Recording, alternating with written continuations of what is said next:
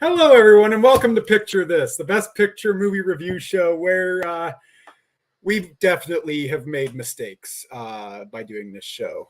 My name is Jack. You all know this at this point. And here with me to answer the age-old question, what is the plot of this movie? Spence?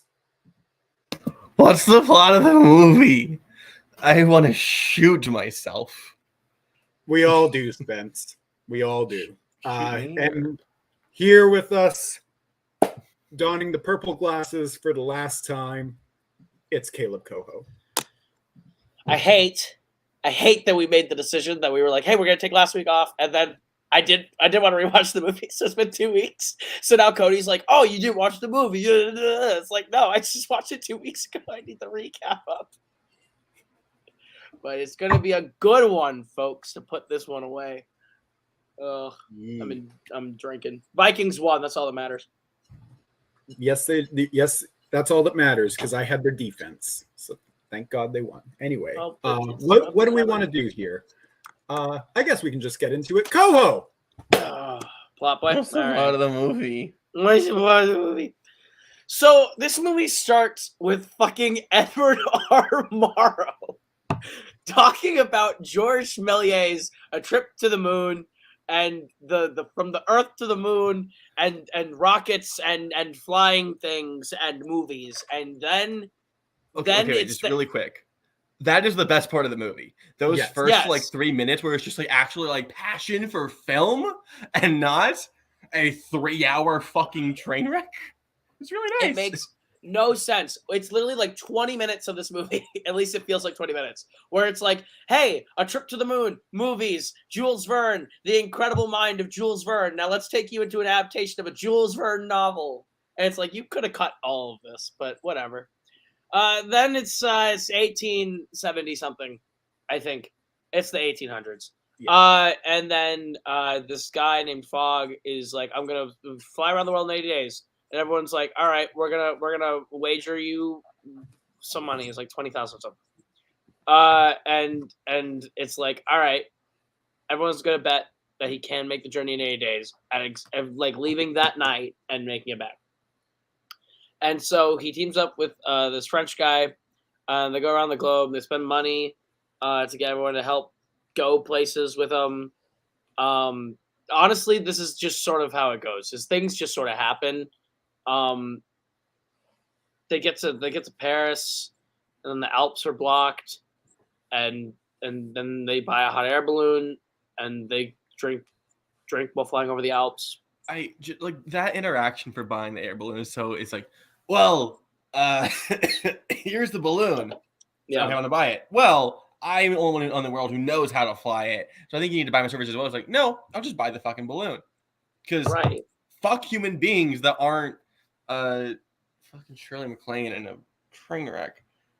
Yes, we'll get there though. They end up in Spain because they don't know what they're doing. And there's like a giant like flamenco dance sequence in a bar, and then there's a bullfight, and then they go to Italy, and everyone thinks that the main character stole a bunch of money from the Bank of England, so Scotland Yard's trying to find him, and they're gonna arrest him when he lands in a British controlled spot. You go to India, that's when you see Shirley MacLaine in the oofiest of oofs, playing an Indian princess.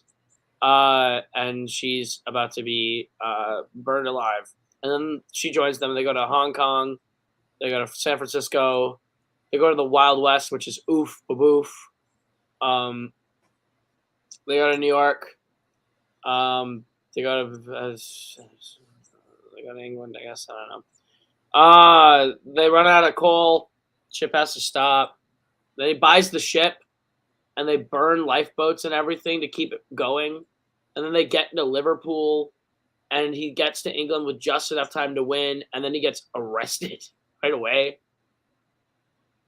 Yeah. And then they found out that the real guy was caught already, and they're like, all right, you're fine, you can go. And he gets to London right in time. And he doesn't make it in time. he like loses, but he is with Shirley MacLaine, so they're like, you know what, that's fine. So they get married, and then they find out it's actually Sunday, and that they passed the international dateline, and that they like are actually not white, and they have just enough time to win the bet. So they go to the club and they get there right on time. And then everyone's like, oh my goodness. And like they make a really dumb joke about like, oh my goodness, Shirley MacLaine is the first woman to enter the Reform Club. And it's like, okay, great. All right. That's basically the movie. It's really bad when this isn't even the most iconic existence of the international dateline. Because as we all know, Zach and Cody. Sweet Life on Deck, yeah. Yes. Yeah. Obviously. This movie fucking blows. If you haven't seen it, don't save yourself. Just watch. What's another 3-hour movie? It's actually like good. The same year, it's 4.5-ish hours long. Maybe not quite that long. It might be 4 hours. It's the 10 Commandments, and it's better than this. By a lot. Great. Watch Little Italy twice before watching this once. Why Little Italy of all things? It's 90 minutes. It's so good. Okay, if you're gonna watch a 90-minute movie, fucking anything else, any other, like anything that doesn't. You like that movie, Jack? Yes. God. Yeah. All right. That's a bad example. What the fuck was that? Yes, that was Little Italy. Fuck. Jack at the song. Oh my.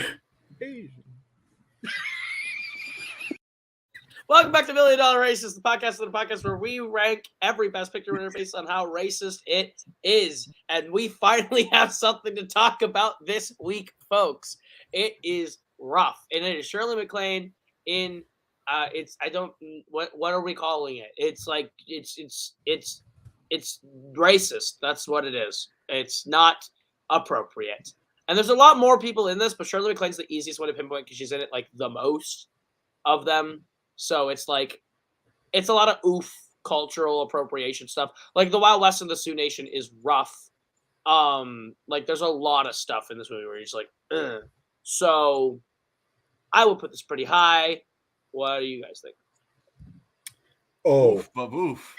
Let's just say it's going. We're going to go top down for this one. Yeah. Yeah. All right. Worse than the Great Ziegfeld or no? One is blackface. So far, Great Ziegfeld's the only one with blackface. I think keeping it 2, perfectly fine. I'm fine with 2. 2 is where it is. We can call it a gentleman's tie between these two shit fires. I could maybe put it 1. Is the thing. Because like I'll go like to. it's the fundamental like misunderstanding and appropriation of like other cultures. It's like, oh yeah, the Indians are savages because they want to do fucking sacrifices for religious purposes, which is not a thing. And then it's like, oh hey, here's the one like, I think he's Spanish. Kenter Flass. It's like, oh yeah, you're good at fucking bowl thing. Because you can flamenco dance for some. I don't. Yeah. Honestly, you're kind of swaying me. There's probably more in Around the World in 80 Days. A lot more little things that add up. It's like I switched my vote. Constantly I switched my vote. Put it number 1. Yeah, Ziegfeld is the one blackface, I think. Okay, Yes, that's the only valid. one I can live with this. So with that, it goes from 2 to 1, just like that. Very quick. Well, excellent. We Jack got a and new song. Yeah. All right, Spencer at the song.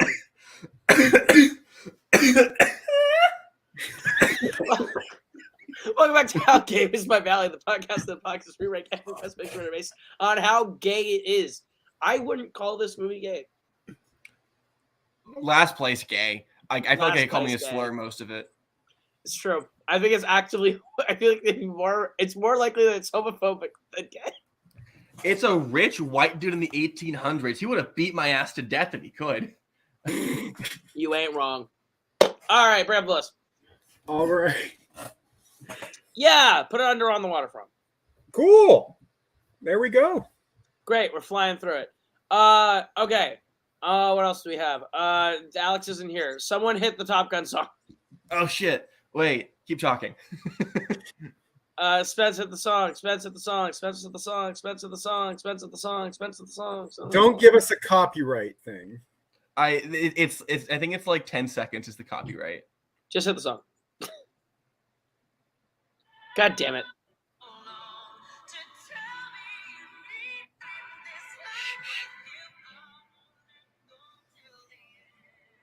Welcome back to Hold My Hand, the podcast within a podcast, where we are ranking every Best Picture winner and asking the question, is it better or worse than Top Gun Maverick, the 2022 Best Picture faithful, the one that's going to win, the one this podcast officially supports for Best Picture all the way through. Top Gun Maverick is Mach 10 lapping this movie over and over and over. I think this is better than Top Gun Maverick, actually. Shut the fuck up. Top Gun Maverick is dunking on Around the World in 80 Days. Let's stop this. So we'll fix the rankings when we do the actual rankings, but we all agree Top Gun Maverick is better than this movie, correct? Yes. Thank you. All right. Jack, have you seen Top Gun Maverick yet? Yes, Top Gun Maverick is better. You've seen it, I think, like 3 Yes, times. I have. I saw it in Is there theater. someone who hasn't seen it good. on the panel yet? Alex. God damn it, Alex. All right. Anyway, that was Hold My Hand. No Nazis were killed, so there's no killing Nazis. Don't think we have any other podcasts than podcast, do we? We have stand-up performer. We got stand-up performer, and Let's do stand-up. Let's do stand-up performer, and then we'll rank the movie, and then we'll do extra credit. okay. I've got a pick here for stand-up performer. We can't do that. We can't do that. I submit to you all Frank Sinatra. No. No, Here's literally, the thing. I don't have one. I don't have My one. genuine pitch is the only person I thought who tried is Canton Floss. Sure. Because again, his dancing is good. His performance is fine. I don't care. I will support Canton Put Floss him because last he's the place, most. He's but the he's most the only person innocent. I care about. He's the most innocent person in the cast, I would say. So yeah, we'll put him as the response. We can dump his ass last place. Yeah, we'll do that. Yeah, Donald Crisp not good, but at least he is better than that. Donald Crisp Crisp for is last good, place. and That's so Yeah. funny. That's Sorry, how really Green Was My funny. Valley fucking sucks. Sorry that you don't have good taste in film. Is Jack Pinchuk the one dying on that hill? Yeah, he's the one dying on the hill that How Green Was My Valley is good. It's not. Okay. So we got to stand up before we put him last place. Let's like absolutely like not surprise anyone with our opinions. Yeah, can we all just show our like half stars and 1 stars now? Oh yeah, okay. We'll start with people who aren't here. Alex 1 star, and Matthew did submit a score, but to me, but I'm assuming that it's 1 star. Sure. All right, Coho, you can go first. Yeah, 1 star.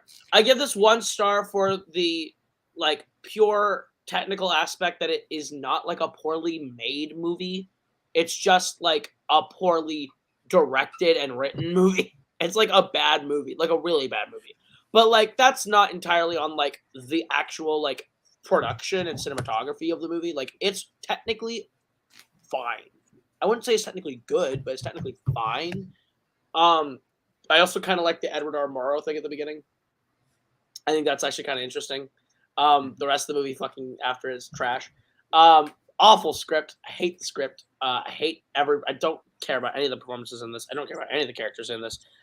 So yeah, I dump this pretty low on the list. It's terrible. It's long. It's unnecessarily long. All the detours that we take are not interesting or fun. It's so long. It's so long. It is just so long. 1 star. Yeah, I'll go next. It's the same score. Echo everything Coho said. I just do not give a shit about anything going on here. The only thing that had me mildly interested was the first few minutes with the From the Earth to the Moon or whatever. Yeah, that's film it. was. And other than that, if this film lost me, I could not get into it otherwise, and I just hated my time with it. Spence. Yeah, you guys have repeated everything. Because I remember I started watching this way early because I am stupid and can't count. I was like, oh yeah, I like these first 5 minutes. And then it was a fucking drag to the point that I knew that I could not sit down and finish the movie. So I kidnapped myself and played the movie in my car while I was driving to and from work. Because there was no other way that I could sit down and pay attention to this shitty fucking movie. Valid. Well, folks, with that, we have an even score here. 1 out of 5. This movie is shit. Real bad. Real bobo. Utter garbage. Hot booty cheeks. What do we have for what do we have for ranking? I'm gonna ignore that. Let me just pull up. Demon booty cheeks. You repeating it doesn't make it any better. Booty cheeks, Jack. Okay, look, I vote between Cimarron and Broadway Melody. That's exactly where I have it. Okay, hear me out though. I think that in many, many weeks, we can tell you plot details about the Great Ziegfeld and Cimarron. I cannot. I cannot. I just watched this and I don't remember anything from it. I think that it is I don't remember anything from. unremarkable. I don't remember anything that isn't like below Cavalcade. I don't remember a thing. Like, here's my thing around the world in 80 days. It's bad. It's racist. It sucks. And that's the range that I think the bottom 3 all are, which is Cimarron and Great Ziegfeld. My issue is Great Ziegfeld felt so much slower than Around the World in 80 Days and so much more boring. And Cimarron is actively one of the worst movies I've ever seen, just how it was made. It's a poorly made movie. So I would put Around the World in 80 Days below Broadway Melody because at least Broadway Melody is short. But I would say it's better than Cimarron and Ziegfeld. Because at least there's aspects to this movie that are okay. Like, I'm not going to fight you on anything. I think it should be that, like, literally 29. I think it should be bottom of the fucking barrel. Nah, it's my 27. I'm sick of it, Jack. It is also my 27. That's where I have it in this ranking. Lock it up. There it is. With that, boy, oh boy, do we have a new bottom 3 for you. We've got Around the World in 80 Days, Cimarron, Great Ziegfeld. And let me tell you, I don't want to watch any of those movies ever again. And God willing, I will never have to. So, all right, Jack, play the clip. Oh, yeah, that clip. Extra credit! I have 10 Commandments. Does anyone else have anything else Did you rewatch it for the show? Yeah. When did you watch it? I've literally watched it this year over the course of this thing in preparation for the show. It's 4 hours. I didn't watch it this week. Are we gonna count that? Yeah, we are, because I've watched it this year. You were going to try and watch this again from 10 years ago and rank it, so you didn't get a vote. Hey Jack, are we gonna allow this? We're gonna count it. That's what I say. Number 1. No, I'm not. Because here's what I'm going to say. We brought the list. I'll tell you about the Ten Commandments. The Ten Commandments should have won Best Picture this year over this, having seen it. Ten Commandments, a much better movie, a much better made movie, a better acted movie, a better written movie. Elements of the Ten Commandments still hold up today that are insane. It's a technically fantastic film. It's like one of those classic Hollywood epics where you see the sets and the costumes and everything, and you're just like, that's what Hollywood is. So I marvel at the movie for that. I think this is the best performance Charlton Heston has ever given from what I've seen. I think he's great in the Ten Commandments. I think Yul Brynner is amazing in the Ten Commandments and probably should have won for that over The King and I, but I didn't watch The King and I because fuck The King and I. So bring up the list. I'll tell you where I'm going to put it.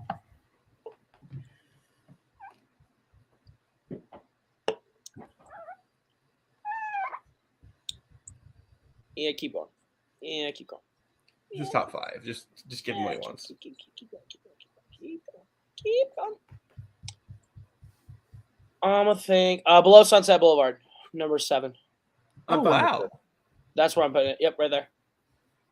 Below Double Indemnity. Oh yeah. Huh. And with that, there we go. We've got wow. With that, Shane is out of the top 10, and Treasure of the Sierra Madre is barely holding on. And with that, we are done with the extra credit, I think. Great. I think that's everything we got. I think we can end the show in 20 minutes. Extra credit! There, we played the closing song for that. And anything, we'll just go to the coming soon bit, see what's coming up for us.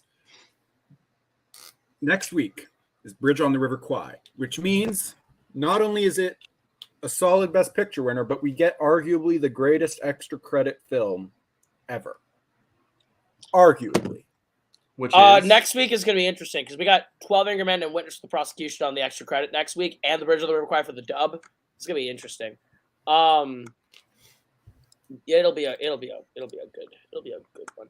Yeah. Also, oh wait, no, I haven't heard of either of those two ones. So yeah, no. And then What haven't you heard? Oh, you haven't heard of Peyton Place or Sayonara? Yeah, no. Oh, I know about 12 Angry Sayonara. Men. Red 12 Button Angry won an Men. Oscar for that, right? 12 Angry Men and Witness to the Prosecution are going to be very big on the extra credit. Just telling you now. Yes. Then what we got? Gigi. Yep. Then it's Gigi. And We got a musical. That and beats it's Cat on the Hot Tin terrible. Roof, The Defiant Ones, and Separate Tables. I'm so excited for Defiant Ones. I'm so excited. Me too. I wanted to watch that for so long. Yeah. And then after that, hope you enjoyed the short break we had, because we got another epic here. Ben-Hur. God, I don't want to damn watch it. Ben-Hur. I don't want to watch Ben-Hur. Well, I don't want to watch Ben-Hur. At least after that, we get The Apartment and West Side Story to wash it out. and then the most overrated Best Picture winner of all time, Lawrence of Arabia. I've never seen it. No, that's not true. Yes, Isn't after that The Apartment? Apartment, West Side Apartment, Story, West and Side then Story, Lawrence of Lawrence Arabia. of Arabia. I blacked out.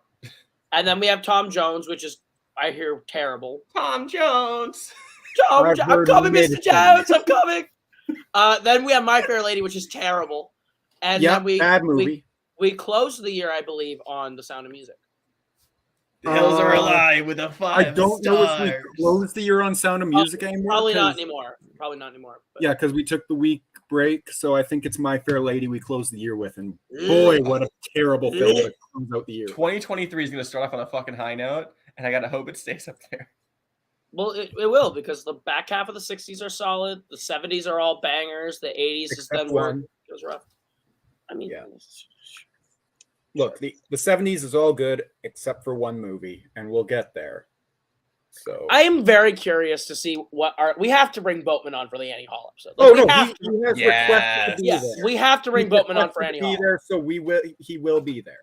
Good, because I think Boatman needs to be here for Annie Hall because you have staunch Star Wars hater Alex, you have Star Wars defenders Jack and I, you have Star Wars Midsburg Spence, and Matthew, who is an enigma of men, all on this panel going to watch the short ass Annie Hall and talk about whether Annie Hall should beat Star Wars. So you do need someone who is at least staunchly in the Annie Hall is better than Star Wars camp.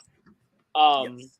Which will be interesting. Some of us could I'm be, so you excited. never know. I'm so excited for 76. You and Alex will probably be in the Annie Hall as better than Star Wars camp. I'm so excited for 76 because that's like, do we get to rewatch one of the greatest sports movies of all time in Rocky? Yeah, we get to bring Rocky to the Best Picture ranking. Love Rocky. But then we also get All the President's Men, Network, and Taxi Driver. 3 of the greatest extra credit movies of all time. So I think hey. 76 will be the only year that I've seen all of the class prior to like the 2010s. Well, have you seen Bound for Glory? Is that also nominated? Yeah, Bart, that's the it's fifth nominee pretty is much Bound for Glory. over. But I'm Oh. just going to tell you now, don't watch the show because we didn't really say anything because there's I mean, nothing to you say about this movie. But Bound for There's lots of Glory, racism. Bound for Glory is the only Best Picture nominee that year I haven't seen, so I will watch Bound for Glory for it. But I'll probably rewatch all of them. Yeah. Man, the 70s are so good. Like that's one where it's like, man, should I just watch all the nominees of every year? Because a lot of these are just like bangers. I really want to see Barry Lyndon in 75, Nashville. Oh in my god, 75. that'd be so nice. Yeah, Airport, 5 Easy Pieces, Love Story, MASH, Fiddler on the Roof, Last Picture Show. Then you got American Graffiti, The Exorcist, Chinatown, The Conversation, Lenny, Towering Inferno, Barry Lyndon, Dog Day, Nashville, Jaws, All the President's Men, Network, Taxi Driver, Goodbye Girl, Star Wars, Julia, Coming Home, Heaven Can Wait, Midnight Express, All That Jazz, Apocalypse Now, Breaking Away. All are extra credits. Wow. Those are all extra credit. Okay, so The 70s is the Bar- best extra credit decade, I think we can say. yes. So Bar just put this in the comments, and I That's went Oh, to he's look at correct. what the Yeah. I went to look at the best actor race of that year. Holy shit! There's only one of those that I seen- haven't seen, and they're I've all. seen- Dustin I've Hoffman seen won. 3 of them. Yes, I've seen 3. I've seen Pacino, Lemon, and Scheider, and all 3 of those performances are great. I still take Pacino. I think Pacino should have won. Sellers and Bing there's also like fucking like perfect. I haven't seen Being There or Kramer versus Kramer, so once I see Bing There's those 2, so I can good. assess the entire race. I think but, you like- will really like Being There. I am I've been watching told 50-50 all 5 things. of those because I'm so excited for this. I'm I've pretty only confident seen I'll Better be and on. Hoffman, and right now I vote Schneider. Wait, you've seen Pacino and Justice Pacino, for All? I've been. No, I want to so badly. It's I'm very excited to see Pacino. Arguably, I think it's his best. Not arguably. I think it is his best leading role performance. Like the lead, where he's the lead of the movie, it's his best leading man performance, and that includes the Michael Corleones, which I know is a hot take. I think he's great as Michael Corleone. I think he's great in all 3 Godfathers as Michael Corleone. I also think he's great in Dog Day Afternoon. I think Al Pacino is the greatest actor of all time. So when I take And Justice for All, it means I think And Justice for All is just the singular best encapsulation of him as a leading man performance. But though I do stand by, I think my favorite and his best performance is Glengarry Gomez. Fair, interesting. Not the performance I'd go for probably, but that's a fair pick. He's so good, Glengarry Gomez. He's fantastic. He's so good in basically every movie he's ever been in. He's like never been. He's never the problem. He's the best thing in Jack and Jill. I'll stand by it. I'll say that out loud. Yeah. He's so good in Jack and Jill. Dunkachino. What's my name? Genuinely, one of my favorite elements of Once Upon a Time in Hollywood is the Al Pacino cameo. Like, I think Al Pacino in Once Upon a Time in Hollywood is so good. Marvin Schwartz. I would nominate the Dunkachino commercial for 2012 best scenes. Like, it's just iconic. I poured myself a cognac, I light up some Cubans, and I put on the 14 Fists of McCluskey. He's so good in that fucking movie, dude. I love Once Upon a Time in Hollywood. Oh man. I can't wait till we get to the 2010s and I just rewatch every Best Picture nominee in every single year. Oh, That's gonna be fun. I really don't want. I'm Okay. so excited. Show. I'm so excited for the 2019 retrospective year. Like that's just gonna be talk about maybe the greatest year for movies of the last decade. No, that's maybe the no. best Oscar Best Picture. That's not maybe. That is the best Picture class those of are the entire 3 decade. massive whiffs in Best Picture. You're wrong. The worst movie Oh, nominated I'm that year is sorry. Little Women. Little Women's the Fuck worst you. Best Picture. You're nominee. wrong. You're absolutely wrong. It was Little Women perfect. is Little Women is the worst movie there, and it's 4 stars, and it's a good movie. Perfect. It's a good movie, but it's the worst of the 9. That tells you how good it is. It is Like- leagues better than Joker, Once Upon a Time in Hollywood, and Ford v Ferrari.